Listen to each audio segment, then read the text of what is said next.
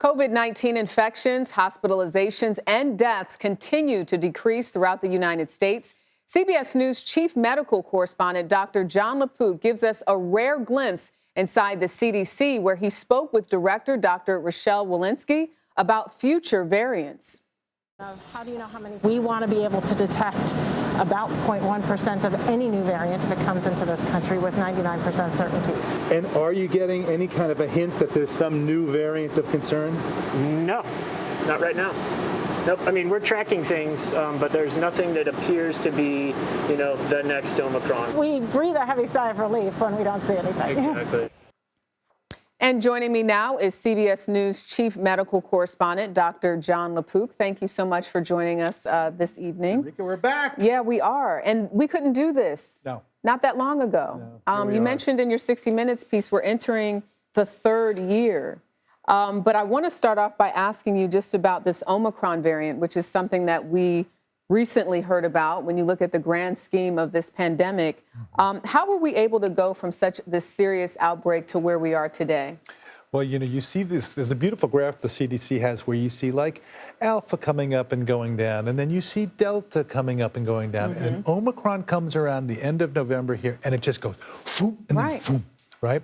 It was so contagious that you saw how it spread. I mean, they said there were 1 million cases a day. There were probably 3 million cases. There were people that we didn't count, and it went up quickly and it went down quickly. It had a shorter incubation period and probably lasted a little less long than Delta did. Yeah. But now it's back down, and people are feeling, excited. They're going out. They want to rejoin. It's kind of like we're coming out of hibernation, of kind of a form of hibernation.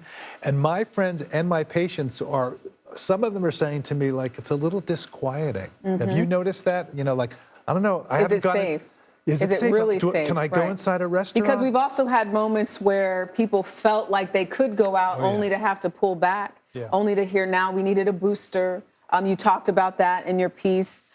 Two questions that for me come to mind is, does it look like we're going to have a booster for a very long time? And are we really in this sort of endemic state where we're just going to live with it? So I asked Dr. Walensky about that, the endemic first. And she said, first of all, what is endemic? Everybody is using the word endemic. The key word is end. End, right. She said that. And boy, it's funny that you say that, because she said it's the end. And she doesn't want people to think it means it's totally ended. Right. Endemic means, let's just say it right now, COVID-19 is not totally going away ever. And the reason why is it's in animals.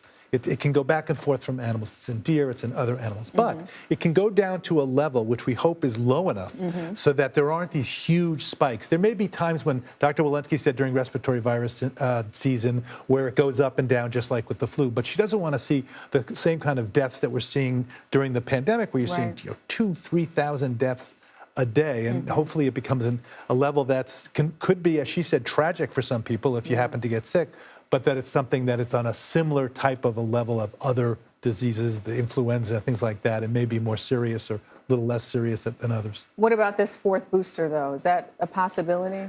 I keep checking with them about that. So there's research that's going on about it. So far, the only second booster, so let's say it's an mRNA vaccine, so it's 2 doses of the shot, and then you get a booster, right? And then if you're immunocompromised, 3 months after that second booster, you can get another booster. So that's the second booster. But for everybody else, they're saying wait and see, because they have to see the research to see. Basically, you can go in the laboratory and look at blood, or you can just see what's happening out there in the real world. I'm just glad to see that we're making some strides, because this has, been tough for so many people, especially those who've lost loved ones. Oh, yeah. And I don't know that there will ever be a normal, going back to normal. The world has changed as a result. New abnormal, maybe. But I think we have to be empathetic for everybody as they go back. Some people may feel they still want to wear masks. That's okay. You be you. Don't have this peer pressure, which I've seen people go, come on, you wearing a mask? Right. You want to wear a mask? Wear a mask. And remember, the 10 million people who are immunocompromised, the shots may not work for them, and they're still at risk. Dr. Jon LaPook, always nice to see you, and thank you for that reporting.